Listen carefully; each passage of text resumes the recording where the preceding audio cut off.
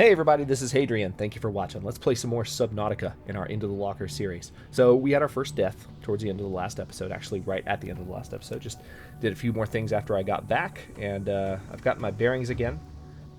It's looking very, very nice outside at the moment. It is nighttime, and we have our base, of course, right near one of the illuminated underwater areas. We are at a depth of 57 meters. We have a bioreactor going right now, which probably doesn't have much more fuel left. Oh, it's got a bit. It's got half of its fuel load. That's good. And we just need to think in terms of what else we can build here. I can build another multi-purpose room. I could build additional foundation. There's all kinds of things. For the reinforcements, I need lithium. I suppose one of the next things I need to start looking to do is actually having a submarine. That seems like it might be that time. Is this quartz? I could use quartz. I lost a lot of quartz when I died. There's a stalker. Alright. Speaking of quartz, actually, I don't know. I don't believe that when you die, the stuff that you lost is saved for you in the spot where you died. But I'm gonna look anyway. Because we died in the hidden caves. I got a little bit too adventurous. I'm gonna pick up this quartz really quick. And a crash blew up in my face. Little crasher. Came right up to me and blew up because I couldn't see where he was coming from and I couldn't swim fast enough. So we're gonna swim down here. All right, here's our beacon showing us that we're at the entrance to the hidden caves. Okay. That is a... Oh, there's some crash powder there. That's good. Pick that up. There's another crash waiting right there. Ooh, there's actually several crashes right here. So I need to be careful. Alright, so that crevasse is actually connected to a couple of openings here. But I think we went in the opposite direction. When we swam down here. I think we went this way.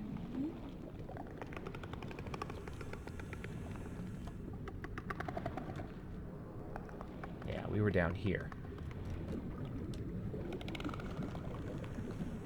We were in this room when we died. So if our stuff were still here, logic would dictate that we would be able to see it. So that's how we came in, right there. But we can't... It does appear that there's something a little bit deeper down here. Caution, 30 seconds but I'm running out of air. Oxygen remaining. So let me not get trapped in here. Yep, there's our exit. Yeah, the exit's kind of hard to spot. But... we literally died learning our way through it. So we learned the hardest way possible. Actually, it's not possible to learn by dying, because if you if you die, you don't learn. You're just gone. So in the game sense, we learned. Let's have a look around. But first, I guess, yeah, I do want to start thinking about finding components of the submarine, but I will need, before I do anything, I need a lot of new batteries.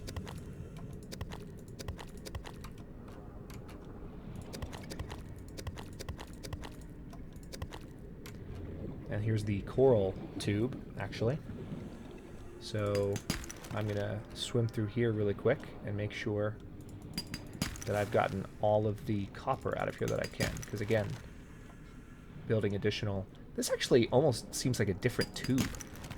Like it's a second coral tube. I've only ever seen one in the game at a time.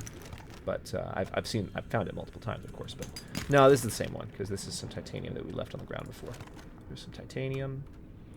Emergency. 10 seconds of oxygen remaining. Okay. And of course we don't have any... Well, this battery has some charge left. Surface, because we just ran out of air. Again, running out of air doesn't kill you, but it very quickly will if you don't solve that problem. Let's swim back down here. Oh crap, inventory's full? Fine. What can I drop?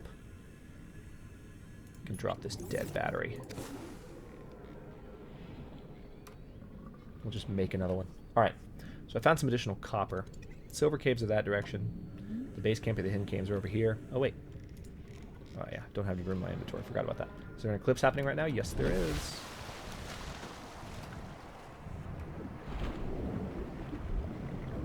So, this is what an eclipse looks like when it's fully darkening the sky. It doesn't last very long, but it makes things nice and dark for a second. Alright, let's go back to base camp. Once again, this is the track that always seems to cut off. I would really like it to keep going because it's one of the best pieces in Subnautica's soundtrack. It's so fun to swim around when it gets going, but for whatever reason, it doesn't play for as long as it used to. I don't understand. Why? Why did you take it away from me? Alright. So we can make some batteries actually with the equipment we have right now. So let's do that.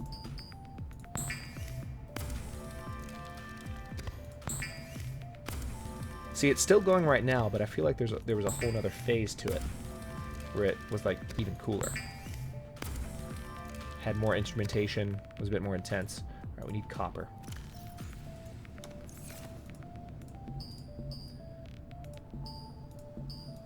Alright. There you go. Now, are there any other appliances I can build? I don't have anything unlocked as far as recharging stations yet.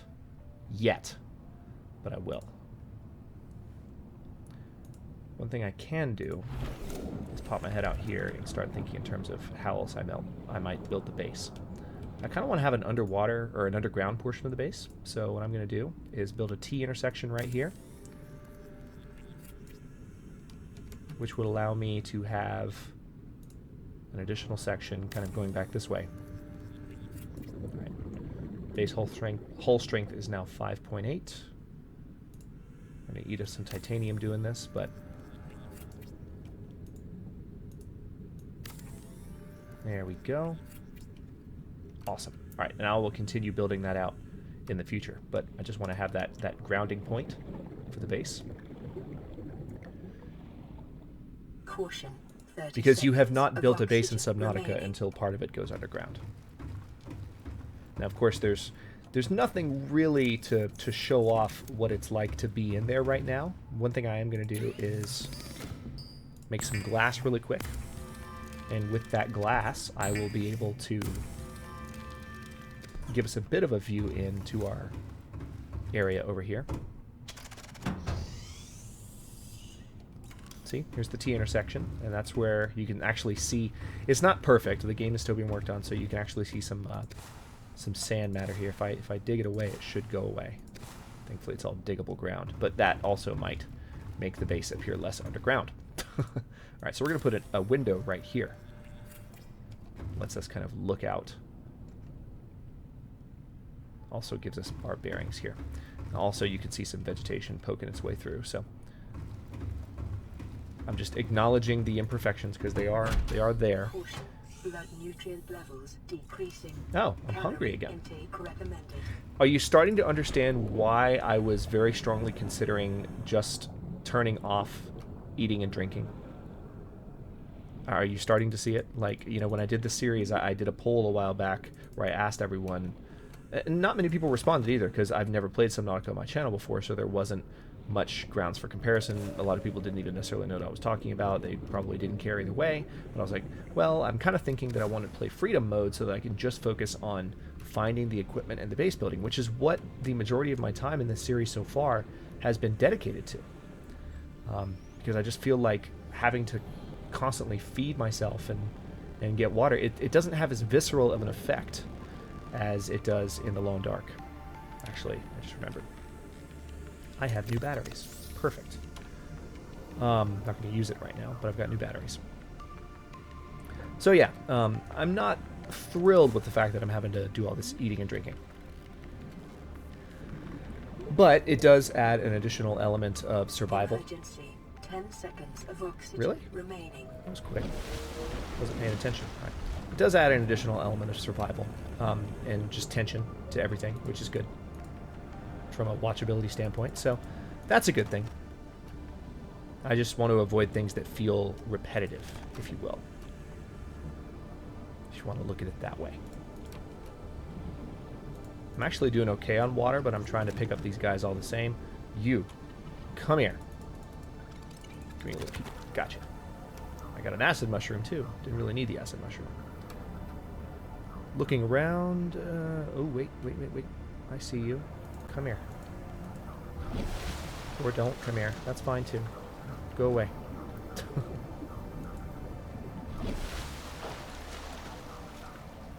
Actually, fishing with this thing is hard. Moving without it is slower, but alright, good, got a peeper. That's good enough for me. Now, where is base camp? We actually are a good ways away from home right now. Come here, come here. Let's get a boomerang as well while we're swimming right toward it. Yeah, I see you swimming away from me. Come here. Come here. Thank you. You're going to hear me go crazy sometimes trying to catch a fish. Felly, you said earlier that I was making fishing look easy. I take that as a compliment because I've had a lot of trouble catching fish this series. I've been swimming around just like, come here, damn it. It can be frustrating. So thank you for telling me that that I make fishing look easy, because I don't feel like I do. All right, so we need to do some cooking. We do need some water. Specifically, we need to get 3 bottles of water out of this. Actually, I'm going to go ahead and get more, though, just to have a nice little backlog. Let's see. Oh, yeah, not done.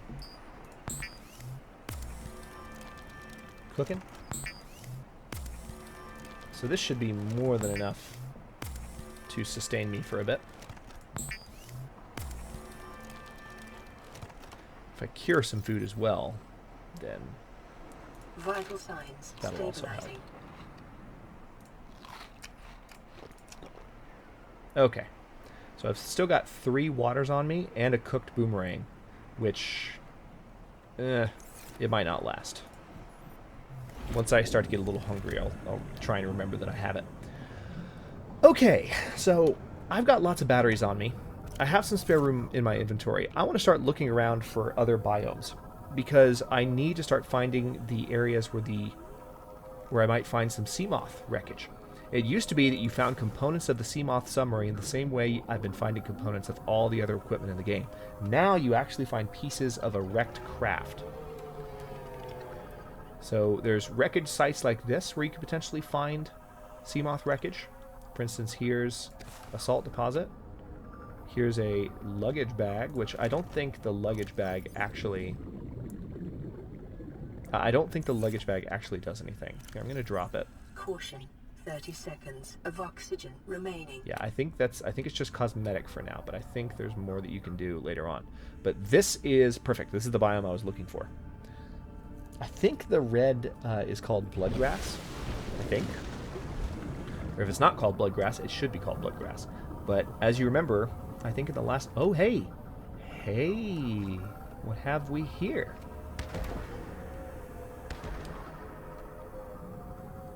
Ah!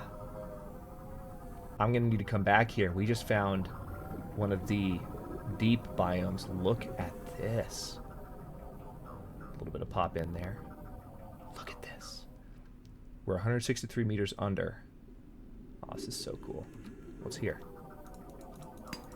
Shale outcrop. Oh, we got some lithium. Excellent. Remaining. 30 seconds of oxygen remaining, and I don't really have a lot of time to get all the way up. So let's take care of that. I'm so deep right now that my oxygen consumption is moving at a higher rate. Emergency. 10 seconds but of I'm okay. Oxygen remaining. I was pushing it a little bit there. Those of you who have watched my channel for a long time know that when I'm playing survival games, I generally do not play it safe, which hopefully makes things more entertaining for you. That's the entire point, is I don't want to just play it safe and constantly do things that make it easy for me to survive. Because I just feel like that destroys the fun. Propulsion cannon fragment, perfect. Give me that. Ooh, I hear one of the sea whales, I think is what they're called. Something like that. Where are you? I heard you. I know I heard you. Oh, look at the view here. This is the edge of the kelp forest. Oh, this is beautiful. I definitely need to make another beacon so I can mark that entry point. Do I have a beacon on me? That would be great. Oh, yes, I do. Perfect. I forgot I made that many. All right, I'm going to mark it right now.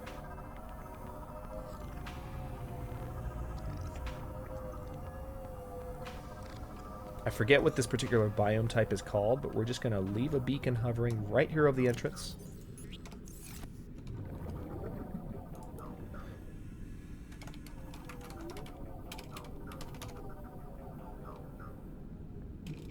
Let's be a bit more technical than that.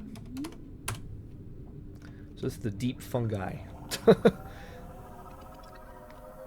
Now I need to keep looking around this area for Subnautica for Seamoth pieces. They're going to be hanging out down here. Also, the power on this battery is not doing too well. I really need an additional oxygen tank at this point to give myself more air when I'm going down for a dive.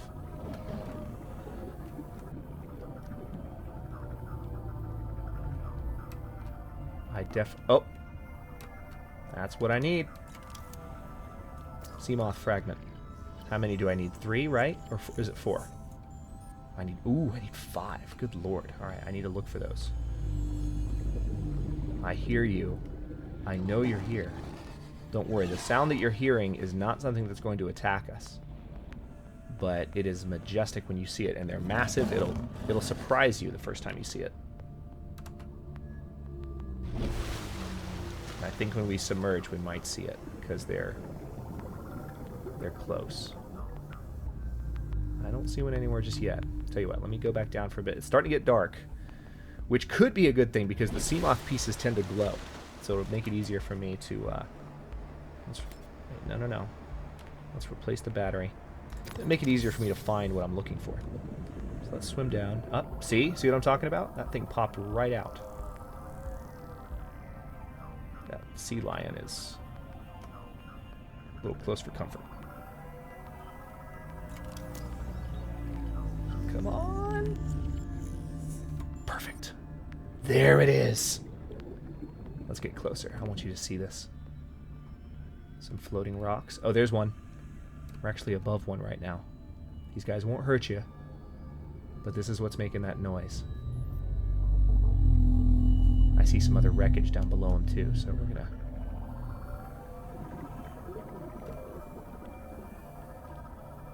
God, it's so dark right now. This sucks. Caution. 30 seconds of oxygen. This might actually be some wreckage that I can explore. Propulsion cannon fragment. I'm going to grab this really quick. Perfect. We're almost done with the propulsion cannon. And I'm going to swim back to the surface. 10 seconds of oxygen. Got my sea glide back out, so it's making it pretty easy. We are literally looking for Seamoth pieces. Almost called it the Subnautica again. In the dark. Which is not fun. But it does make them easy to spot. And we do occasionally run into those big guys. I actually need to scan one of them so I can remember what they're called. So I can totally scan it and get the name of it. But anyway, let's look around here. Anything? See, the heat signature we've been tracking since the beginning of the series is so deep. It's just so deep. Where's the deep fungi? It's back over there. Oh, looks like this another crevice possibly leading down to the deep fungi. Yep. There it is. Another entrance into that underwater biome. One of the deeper areas of the game. Not underwater, but underground biome, even. Just so much to explore. 30 seconds of oxygen remaining. I'm going to surface really quick. I'm really hoping the sun rises soon, because we could use the sunlight. As much as I enjoy looking for stuff in the dark, I just don't have enough of a bearing on the seafloor right now. I guess using this might be better. Of course, I don't have my sea glide right now, so that makes things a little slower moving around. Oh, wait. That's a Seamoth fragment. That's good. I can scan that. Caution. 30 seconds of oxygen remaining. And this is Not a Seamoth fragment, but modification station fragment. Absolutely need a piece of that. Alright, I'm going to swim up. I'm not using the Sea Glide. Ah, I just picked up a subscriber. 10 seconds of oxygen I doubt you'll actually watch this video specifically and know that I'm talking about you, but welcome to the channel, nonetheless.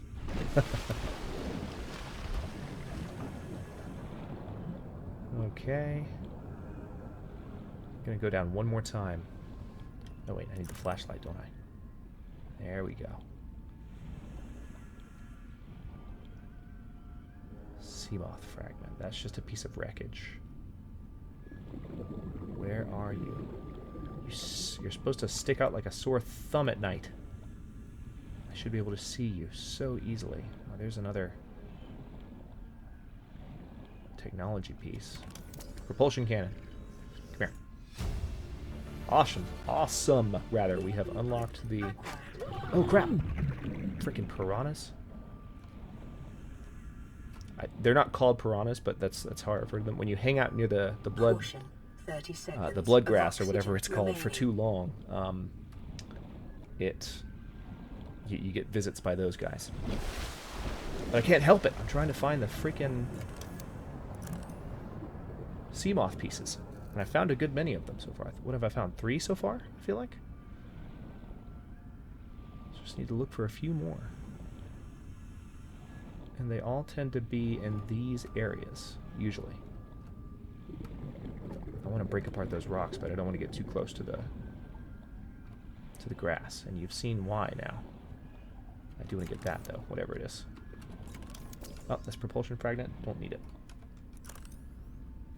Flashlight back out. Just going to keep looking. Scouring the seafloor for this propulsion fragment. 30 seconds of oxygen remaining. It'll be okay. I can swim up when I need to. Right now, I need to be down here. God, it's so freaking dark. Up.